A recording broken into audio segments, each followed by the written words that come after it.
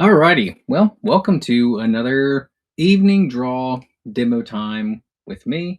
And it's April. And we have our new challenge, which is going to be archetypes. And I'm pretty excited about this because it is an opportunity to dive into a little bit more with character design. We've had a lot of requests. At least I've had a lot of requests. A lot of people that have talked to me about wanting to do a little bit more in the way of character design. And I think that that's great. So, um, with that, I'm going to get going. Let's see, make sure that we are good.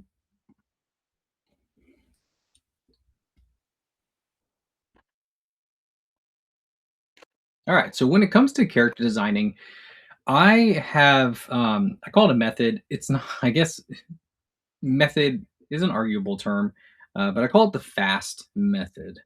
So I'm gonna write it down, and it is actually an acronym. So it's nothing super fancy, but it is F.A.S.T.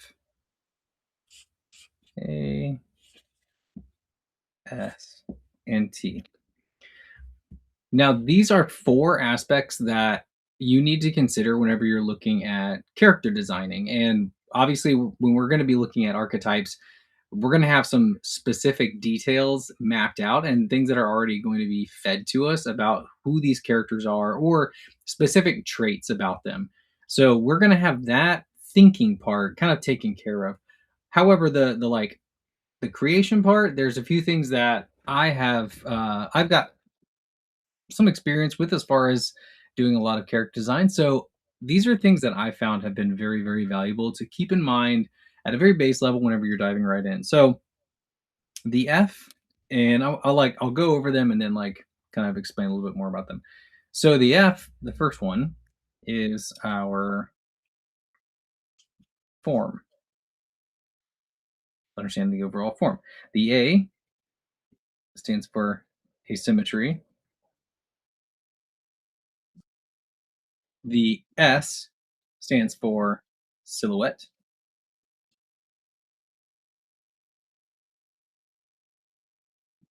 And the T stands for time. Those are the four little pieces of the FAST method to help you when you're approaching your character design. So let's talk a little bit more about each of those individual pieces. So, for starters, we'll start with the F, our form.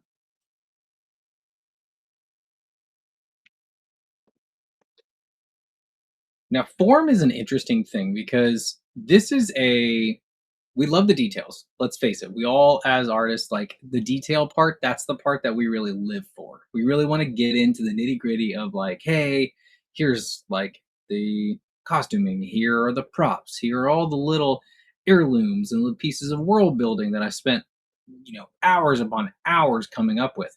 Well, that's great. All that stuff is great. We love it. So, but we want you to come back to that. However, when it comes to form, this is take a larger view of this character. What is our overall shape language going to look like? I mean, are we gonna if we have a character who's going to be sort of a big bruiser, you're going to want to have something that's a little bit bigger, maybe something that's just a little bit more squared, so that their body is sort of in this sort of squared looking state. So if you put like a little head on this guy, got some big old shoulders.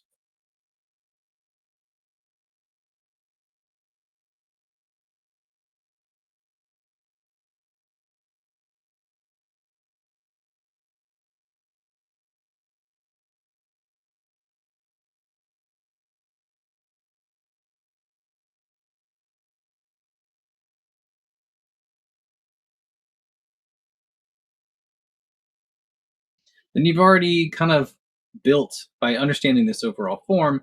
Okay, you've already got this. I mean, you can have, softer characters or characters that are a little, I don't know, a little more fun.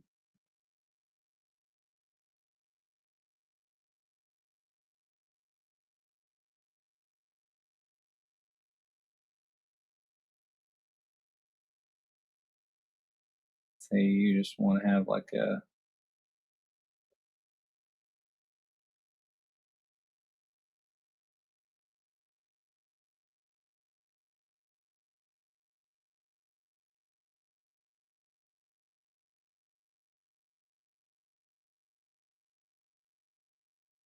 old man, kind of shaped a little bit like an oval or a bean or something like that. That kind of helps characterize a lot of things. I mean, we like on our everyday in our everyday life, we see people, but we do kind of group them in our brain as a blob that has form to it, and so we kind of make these assumptions based on the overall shapes. Now the thing that's cool about form is that not only does it apply to like the grand scale, but it also applies to sort of the small scale. Whenever you're drawing like faces and when you're drawing their heads and their different pieces of their body.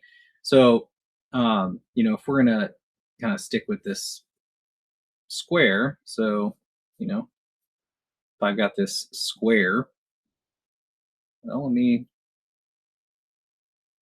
block out this sort of square. Let me divide it up, and maybe then I'll just start adding my features and stuff like that with this very geometric. I was gonna say square, but I was like, I've said square a million times. This very geometric look to it.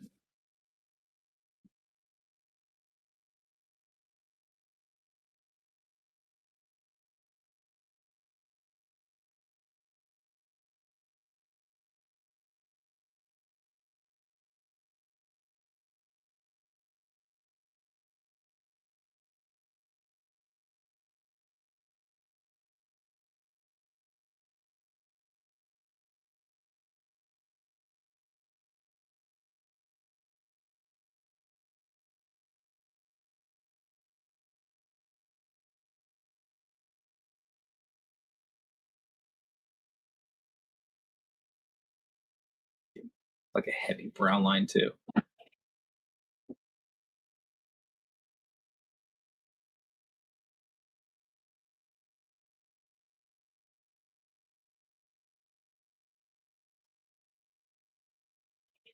And so we've now used this square as our jumping off point. Now we have this entirely like unique looking shape.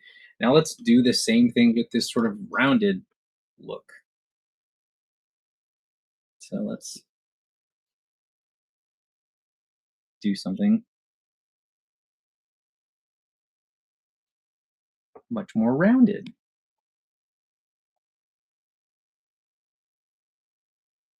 And so if I'm going to do something that's a lot more rounded like this, then I'm going to utilize the like the curves and everything in all of the aspects. So when I'm mapping everything out, it's all going to have a lot of shape to it.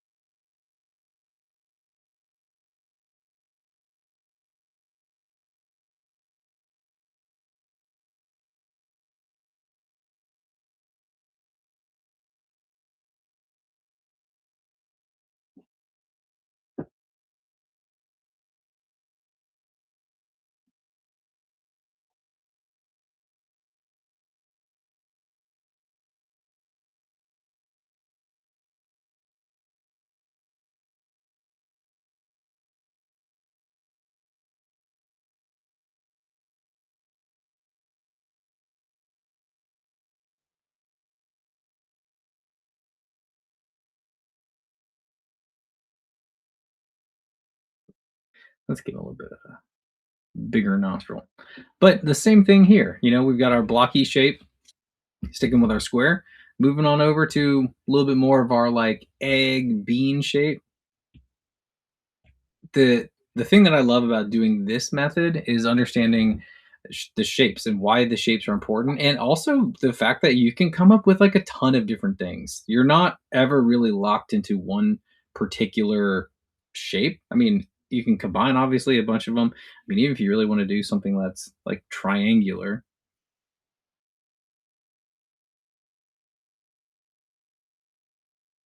just, you know, I mean, you can even do it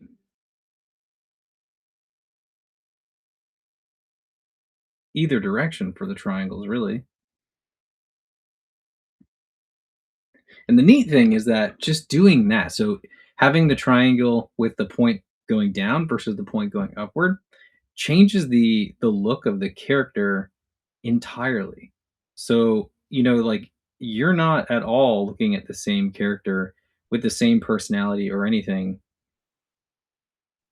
And I love that just something so simple as just utilizing your shapes can really add just like a ton of variety.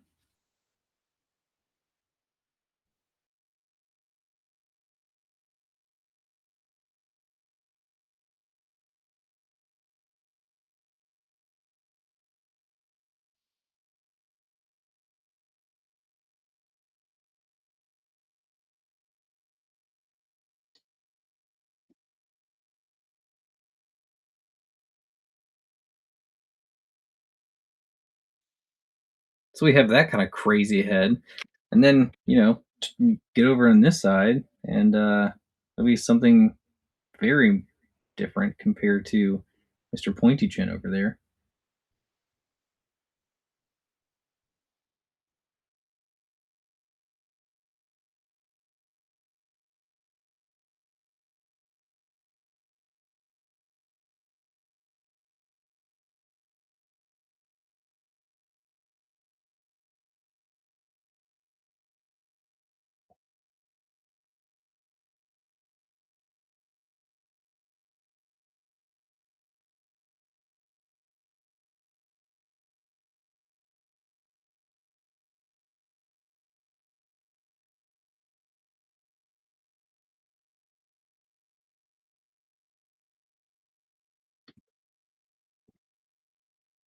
That guy kind of looks like me, actually. Whoopsie, self insert. But anyway, using form, the most important thing to remember about this is it's not about necessarily what shapes you pick, it's just understanding the overall shape.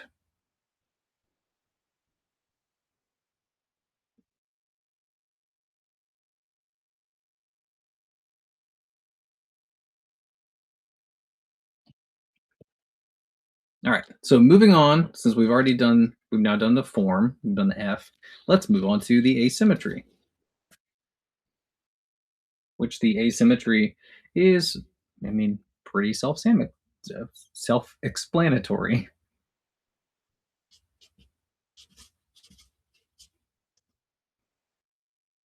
think I spelled it wrong the first time. Pretty sure there's two M's. And if there's not, then I misspelled it the second time. So asymmetry is very important because it's going to work very much with the next one, which is silhouette. So asymmetry helps whenever it comes to like unique balance and helping things feel a little off balance because you want a little off balance because that little bit of off balance helps you to identify the characters like instantly. So if even if I have something that's very simple. So this is a question that I've had before is, what if my character, and it's a lot of people who are fans of manga that are working on their own stories that are very, uh, you know, s- similar in the genre of like some shonen stories or some, schoolyard kind of stories is what I call them. So they've got these uniforms and everything is meant to be exactly that. It's meant to be very uniform.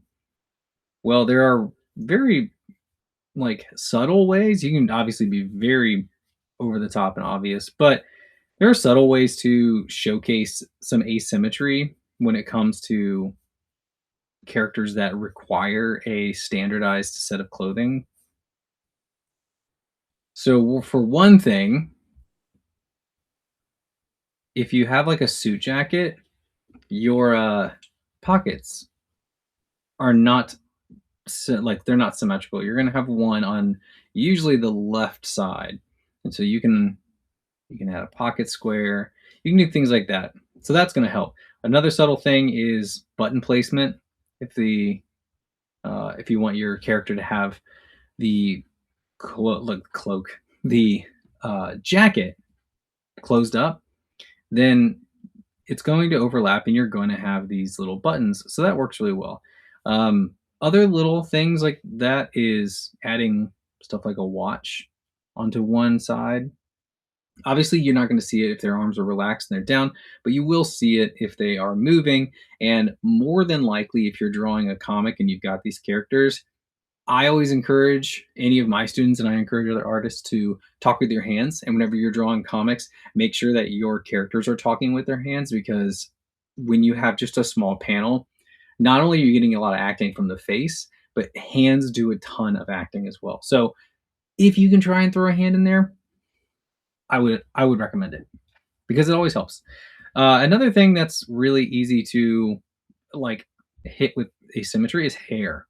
Really, it's very common for everybody to have asymmetrical hair because very symmetrical hair is, I mean, either extremely short and buzzed, or it's a very intentional, unique hairstyle. I mean, mine technically is kind of symmetrical, but it's humid and it's long, so it's kind of curling a little bit.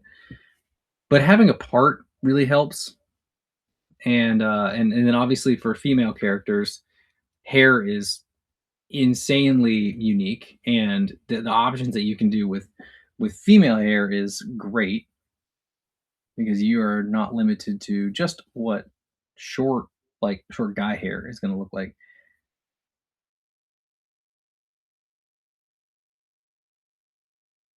So for women, you can have crazy parts. You can have hair off the shoulder to the side. You can have it pulled back behind the ear. There's just a myriad of things that you can do. And so you have a little bit of a it's like a I don't know, it's awesome, but it can be an issue when you have so much at your kind of like your disposal. You have so much that unless you narrow it down and you have very specific design reasons for certain things, it can be overwhelming because you're like, well, okay, well, what do I do? Because I have so many options now. All the options are very, very overwhelming. That's where reference photos come in because then you can look up hairstyles that you really like and you'll be good to go. But asymmetry is also really important for whenever you're doing costuming. Subtle things like you know belts, things that go around the body. If you can sort of cant them a little bit, that does add quite a bit to some asymmetry. So if I have characters from like waist right here, I need to give them a belt.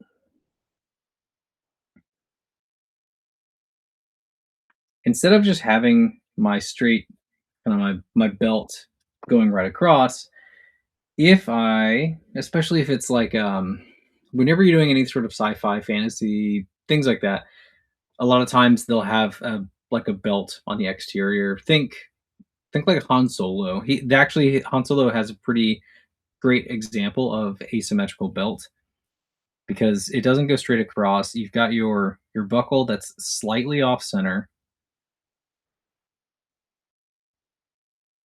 and then it actually goes and it dips down on the hip a little bit. And the reason Hans does that is because he also has an attachment that goes here to his drop leg holster, which pouches and holsters fantastic for doing asymmetry. But yeah, for Han, he then has his blaster.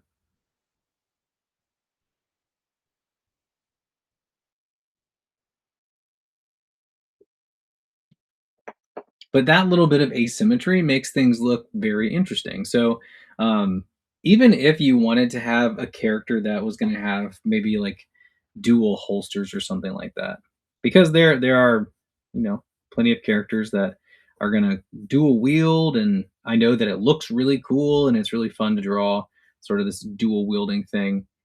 And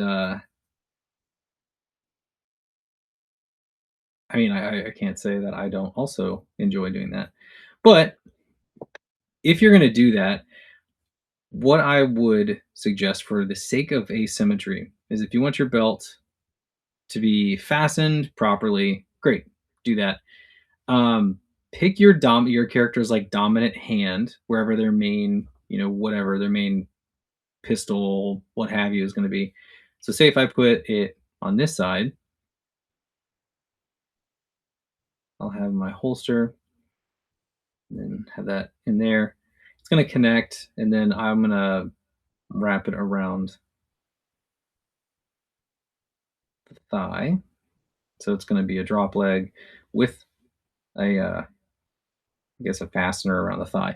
Now the next thing that I would do is if I want to have another pistol holster or something like that. A lot of times if it's dual wielding, I might shift it so that the other pistol is located in a different part of the body. Like if it is maybe I have a belt, like it's a holster that's higher up on the belt, or you could even do, well, I guess if that's on that side, then it would be this side. You could even do something like a cross draw holster is what this is called whenever it is across the chest. Um, you can have it up front, or if you really want to do another drop leg, then that works perfectly fine. I would just do I would do another drop leg, but do something that could be even just a little bit subtle. You can add like a brace piece that kind of cups around the thigh, or one that's even easier is to just add a second strap. That way you essentially are keeping the integrity of having two holsters that are similar looking, but you're breaking it up just enough to where it starts to become very recognizable so that you always know that one leg has the single strap, the other leg has the secondary strap. And even if you want to make them the same holster, but you like the idea of having the one and the two, well, just make it the same, but make there be like a secondary strap on this side that has been like ripped off or shredded. And so you have like this piece of it that's still attached, but only one of them is still intact enough to go around the thigh. That way you have the same model, it looks exactly the same, but you've now added some really interesting asymmetry, not only with the dual straps and the single strap, but now you have this torn strap, and this torn strap makes you think that, hey, this thing's been through something. So obviously it got ripped. I mean, it's not going to rip easily because this is gear that's meant for heavy use, heavy movement. So it's not going to rip easily. So how did it get that way? This is automatically going to start intriguing your audience, and people are going to start asking the questions and start making assumptions on your character. If they got drop like holsters, they mean business. And if they've got battle damage, it means that they've meant business in the past and they continue to mean business. So it's little stuff like that that gets really fun for me because this is the nitty gritty I was talking about when we were talking about form, going from like the 1,000 foot view to try and get an overview of an idea so that your audience is automatically making assumptions. You then start getting into the asymmetry of this nitty gritty, and it gets really fun because then you can start adding these little pieces of storytelling elements. And like I said, like pouches, holsters, bags, all that stuff comes into play. Asymmetry is, I think, brought out the most when it comes to your accessorizing. So I guess even with the A and the fast, you can put form asymmetry slash accessorize. Yeah, you could do that. So let's move on to, because asymmetry and form, these two really do play a huge part in the third one, which is silhouette.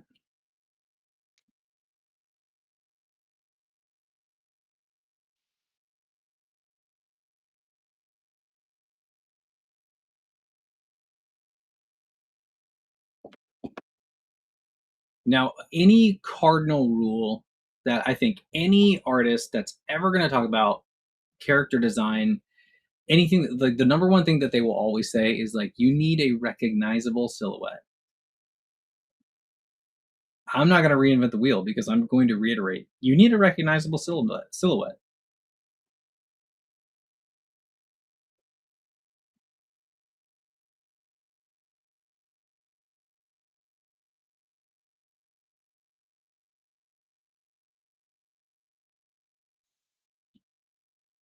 And so, what does that mean? So, a recognizable silhouette, like I was just talking about with this holster that's ripped, right? If you have a character that has those kinds of things kind of hanging off of them,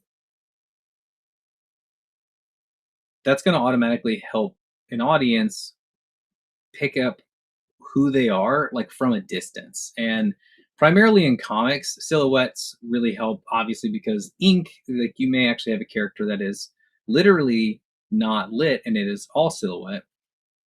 But another big part of it is because you have to draw characters very small. And so whenever you have really small characters in small panels, the need to be able to identify them quickly is really, really important. So if you have characters that have this like battle damage, that's great.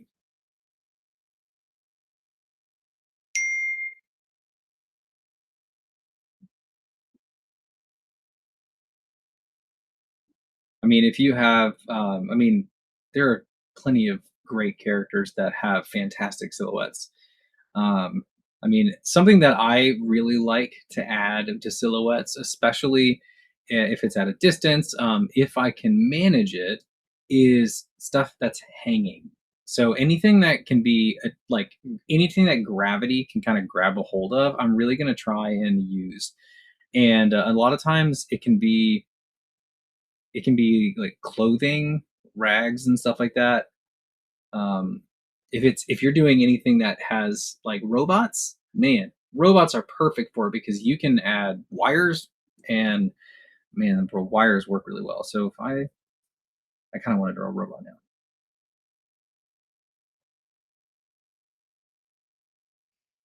Let's say I have some sort of like Terminator droid, and the Terminator droid is sort of human-like.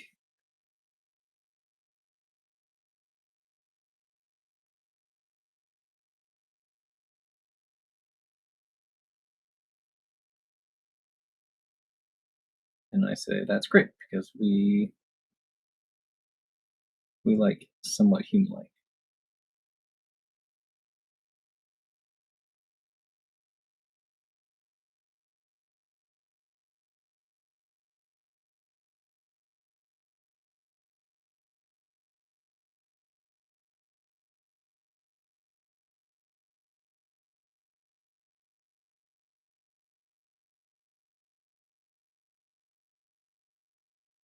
So this may be, I mean, obviously, if I have a story of humans and I've got something that has sort of these a little bit off proportions, you're going to be pretty clear on who this character is. But again, if I have a robot and I can throw some wires or something in there, then I'm definitely going to do that.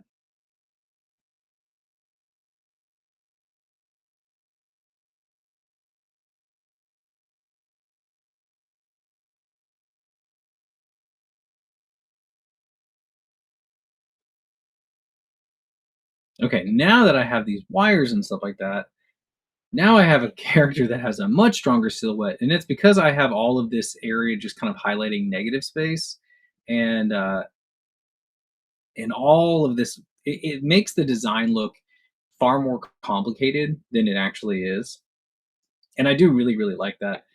Something that I do think is really important to remember whenever you're doing silhouette is you may have a kind of a normal looking character. Again, this will go back to the those of you who have asked me about mangas that you're working on that have these characters that are in a uniform and they have to have like a certain type of haircut or something like that.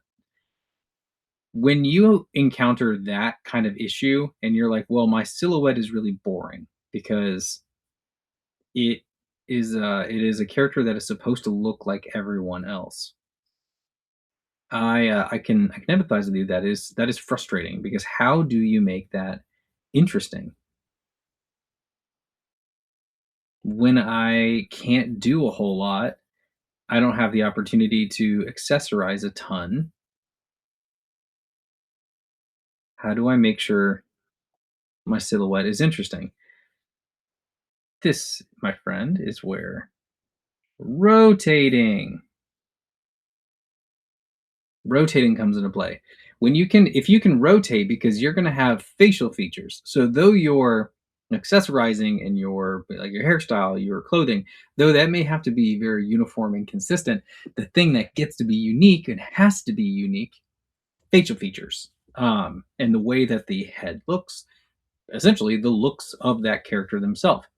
So the fun thing is if I then have this character and I'm going to rotate him,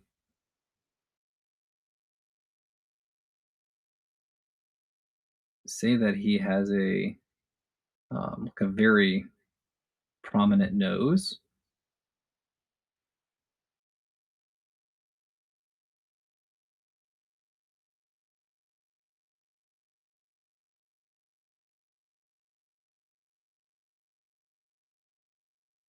So though they may have to wear the same clothes and all that stuff, this character has a very obvious bird-like look to him.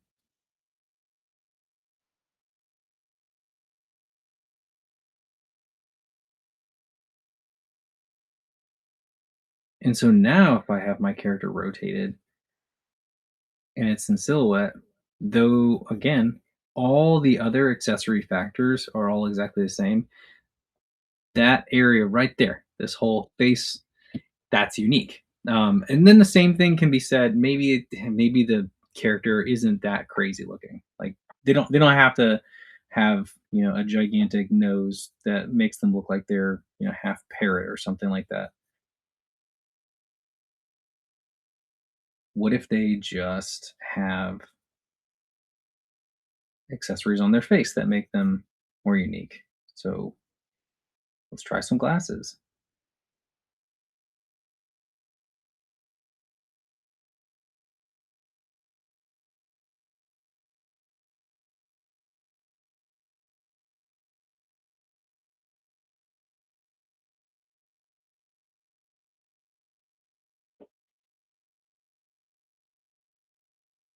And give them a little bit of facial hair.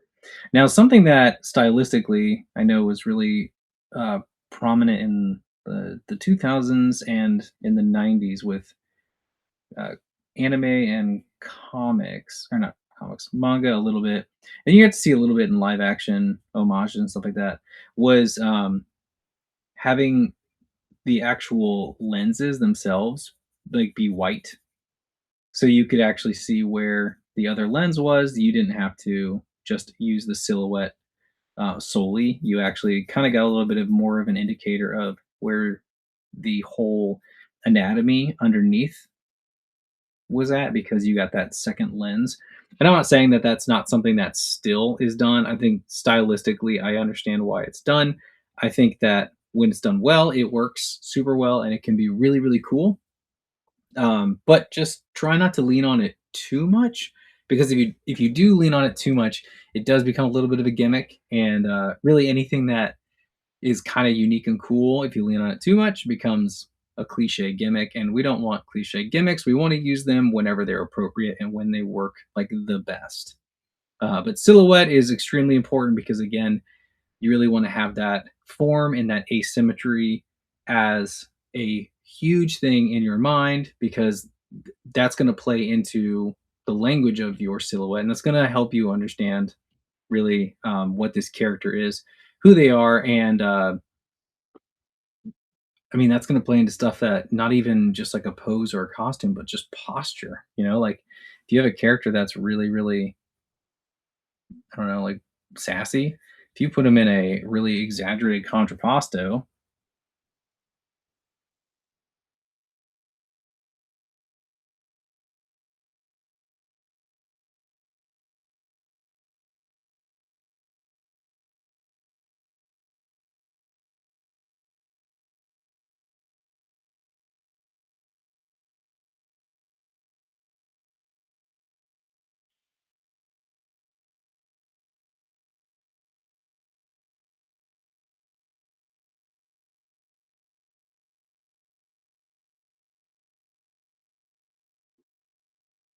Then just by the pose alone, you're already gonna have a pretty good idea of who this is. And I always think it's really fun to to pay attention to people that you know, because when you're really comfortable and you know someone super well, you could just at a distance, you can tell by the way they walk, by the way that they're standing, by the way they do something, like if they throw something, if they pick something up, they're answering their phone, or if they're gesturing on the phone. There are so many little tells that we pick up on, and we know instantly who that person is.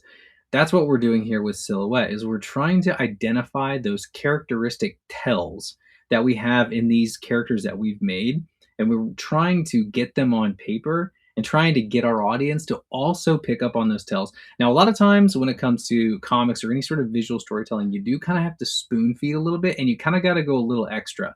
That's why I say that if you're going to do any acting on the comic page, a lot of your panels, they kind of need to be like stage acting. So, yes, a little bit over the top. You need to be a little extra with all of those motions, a little extra with sort of the way you're presenting stuff, but you don't want you don't want it to be so melodramatic that it becomes parody. Unless that's the type of story, the tone that you're going for is more comedic and more parody, then that does kind of work. But you do want it to be enough to where the reactions are very obvious. Subtlety can often go unnoticed whenever you're doing it in sort of a visual medium, because you have to understand that the range of the reader, the range of your audience, the way that they understand what you're presenting in the visual communication, they're going to be at different levels of understanding subtlety. So they may understand subtlety in the prose, but they may not understand the subtlety in the artwork. Vice versa works as well. They may understand the subtlety in the artwork and not in the prose. In prose, I mean the writing, the script. So anyway, that's what we're going for with silhouette. So the form, the asymmetry, and the silhouette, all three of those work really, really close together in tandem, because the last one is sort of like less of a drawing cue and more of one to always keep on in mind whenever you're doing this and understanding the scope of your project, and that is time. And I don't mean time in the sense that you need to think about how what your deadline is and when you need to get this stuff finished by. What you need to think about with time is what is the scope of your project and how much are you going to draw this character. So something that is something that you find a lot in character designing, because I know I do it. I'm super guilty of this, is going way overboard and drawing everything super meticulous and having all these details to the umph degree. And a lot of times it's because you really want to get this character right and you want them to look awesome. Like, let's face it, we want to make really, really cool things. We want to make really, really cool characters. And so you're basically trying to make this character look so extra that someone's gonna be like, "Oh, that's so cool." The problem is that you spent a ton of time on this character, and so when I say that, I mean if you got a character in a fantasy story and they've got some really cool armor, you have meticulously gone through that entire suit of armor, and you've drawn every rivet, every belt, every piece of mail, every like fold, everything, that's all the layers, all the shadows, all of the highlights, all the engravings. You've done it. You did all of it. That's awesome. Can you redraw that a billion times if you're going to have it in a comic? Can you? Because you're going to get sick of it. I guarantee it. You're going to get sick of it. Even the coolest characters get annoying when you have to draw them a bunch of times. So always keep that in mind. So if you have a character that, has, again, I've done this before, so I am just as much guilty of doing this as anybody. So say you have this combat boot.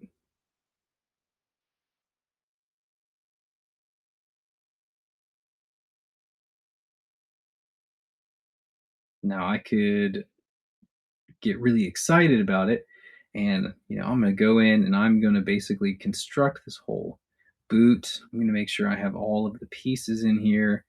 I'm going to have all of these inspiration pieces from Jungle Boots and Corker and Jump Boots. And let me get my rivets in here. Make sure that they're all lined up. Okay, now I've got my rivets. I'm going to draw each individual shoelace.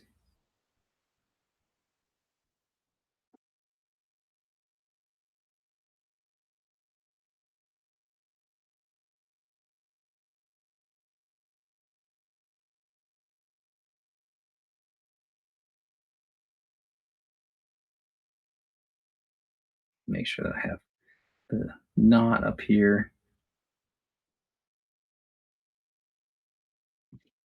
Ooh, and then maybe I'll make they double laced it.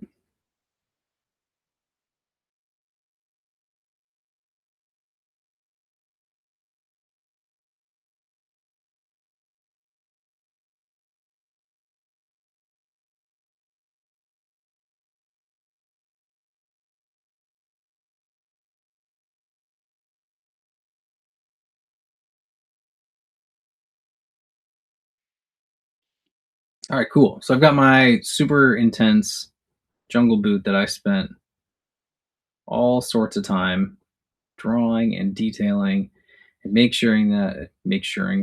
sure that it looks like a super epic jungle boot. Okay, but now I have to draw this like a million times. And that in itself already took me a few minutes, and that's just a boot. Not to mention that legs come in sets of, or legs come in a pair. So I got two.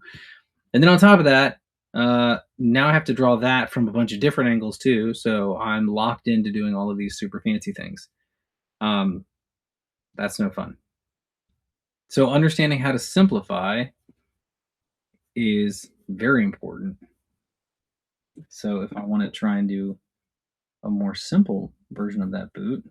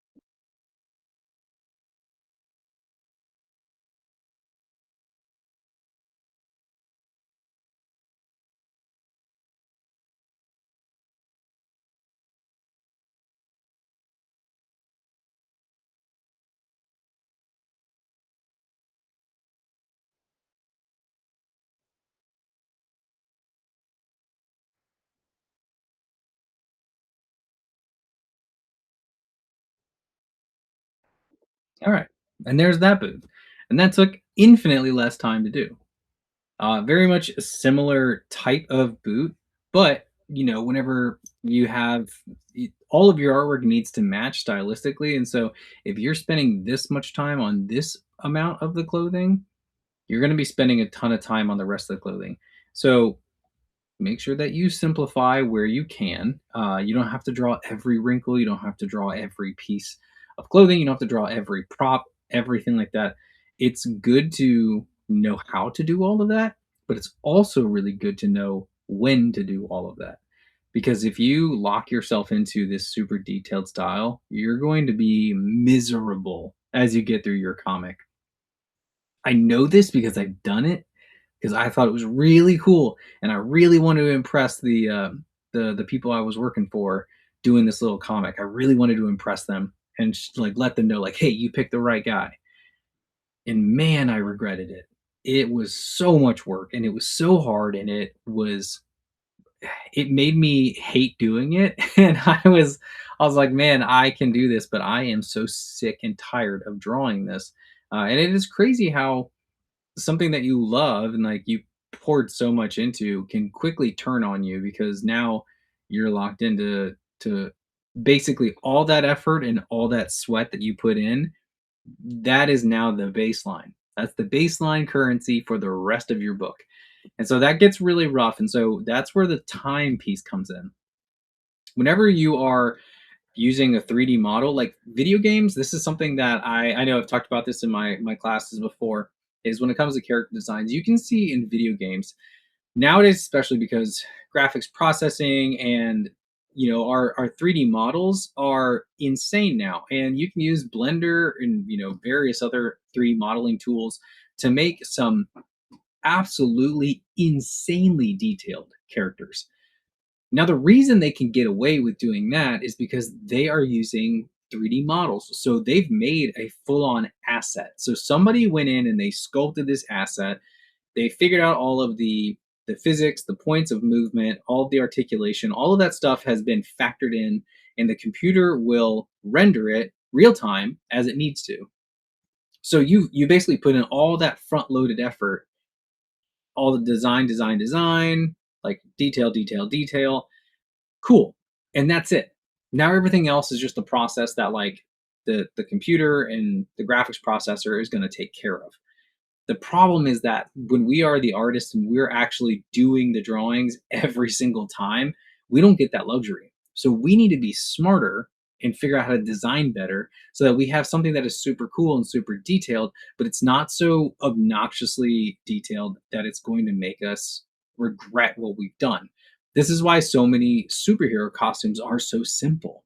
And sometimes modern day like designing in modern day superhero costumes and even just comics in general, we tend to get a little bit too over designed and over detailed, and that's okay sometimes. In some instances that's okay, but we do need to know when to pull back a little bit. We need to know how to edit just a little bit, and make sure that whenever we are designing something, we're designing it so that we understand that it's going to be drawn time and time and time and time again. Um, so don't. I mean, if you want to get really really crazy with your super detailed armor and all that stuff, that's great. You can 100% do that in your concept art, but when you actually start getting into like the real production art, that's when you need to start editing yourself. So if I want to have, something that's just like a piece of armor here that's super detailed, that's cool. We love detailed armor, but I'm going to find ways in my production side that I can simplify things like engravings and filigree. It doesn't all have to be shown. Some of it can just be little indicators of detail, um, like having a little border, just maybe a couple hatch lines here and there to let the viewer know there's some pits, there's some shadows being cast there for detail. And I don't have to go into all of it. Just give just little hints, drop little hints that there's some detail and stuff there, because that's going to serve you far better than spending a million years trying to do all of those little pieces of etched like filigree that you're going to find in this armor. And on top of that, doing your lighting and doing any of your rendering, that's going to also kind of save you during this whole step, because that's going to fill in a lot of detail and that's going to fill in a lot of that visual information that might be missing.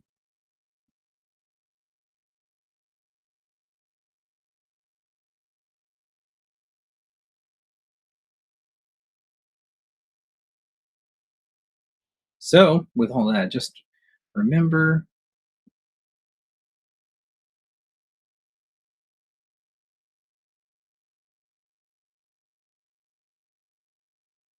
how much you need to draw what you designed. And sometimes that means you have to compromise. Sometimes it means you don't get to do all of the details. Sometimes it means that you don't get to really go all out and design the character exactly, specifically, one to one the way that you thought of it. And that's okay. Um, that's the compromise that you have to make in order to be able to tell the story effectively, to not get bogged down, but also to not shoot yourself in the foot to where you don't want to continue on because you're so sick of drawing, X, Y, or Z thing. You want to make it so that it's still enjoyable. You can get enough of that detail, but it's not distracting, not just for the reader, but it's not distracting for you as you're continuing on to create your book. So anyway, those are the yay. Those are the little pieces of sort of the FAST method. So just again, real quick, understanding your form and your overall look. Remember asymmetry and how key it is, not just for the quick visual identity and the visual identification of a character, but also the little pieces of storytelling that you can add here and there that really just add depth to the character and make an audience want to pay attention a little bit longer and try and figure them out. Understanding your silhouette, how the strength of a silhouette can really separate your character, but also be identifiable in a snap from a distance, especially. And then, obviously, our last one, keep all of those things in your head as you consider the time it's going to take to draw them and how much you have to draw. So, thank you for hanging out, for listening to just my little character design. How is kind of a how to, more just kind of tips and tricks, really, of drawing, character design, things that you need to keep on the top of your head, and that they're just going to help to strengthen up your design, to make you feel more confident, to prepare you moving into the pre-production of your own story, but also know that these are key elements that you can't go wrong with if you consider these elements and you actually use them and you draw to make sure that you have a successful form, successful asymmetry, a successful silhouette, and that you've always kept your time at the forefront of your mind. You're going to have good characters, and you're going to design well. And I guarantee that. So I appreciate y'all for watching. I hope this was beneficial. I hope you're able to take some notes and maybe sketch along with me. And I hope that you are excited for April's archetypes. I think it's going to be a lot of fun. I'm really excited to see everybody's drawings. That's actually the thing that I'm really pumped about is I want to see people posting in the community because I want to start talking about characters. We all love them. So I want to talk about characters that we love. I want to talk about characters we've come up with. I want to talk about why we enjoy them, why we think they're strong characters, and honestly get feedback if they are lacking a little bit. Ask why. Ask suggestions. Say, hey, I have this character. I really like them, but I feel like they're kind of weak. Can you guys send me some suggestions based on this, X, Y, or Z things that are in my story? So anyway, that's what I'm looking forward to when it comes to April and the archetypes that we're going to go over, all 12 of them. And then what we're going to do at the end of the month is going to be kind of fun too.